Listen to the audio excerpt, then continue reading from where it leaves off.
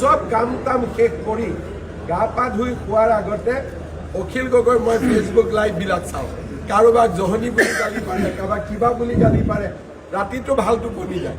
গতিকে ৰিক্ৰিয়েশ্যনৰ কাৰণে আকৌ কয় এইবিলাক পাহৰি গলি নেকি, অমুক কৰিলি নেকি।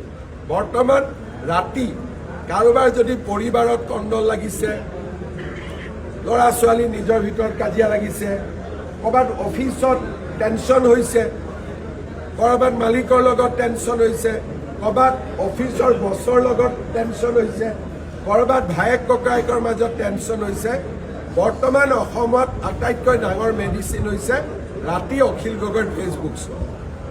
আৰু মই নিজে চাওঁ, মই এক প্ৰকাৰ ফেন হৈ গৈছোঁ অখিল গগৈৰ ফেচবুক লাইভ চোৱা। সিদিনাখন এটা গালি দিছে, এইটোৰ নাম কি, অমুক তই ক'ৰ পৰা ওলাবি, আকৌ হাঁহি দিয়ে, হে কৰি হাঁহি দিয়ে, দিয়ে আকৌ চাই। গতিকে বৰ্তমান আটাইতকৈ টেনশ্যন ৰিলিজৰ কাৰণে আটাইতকৈ ভাল হৈছে অখিল গগৈৰ ফেচবুক।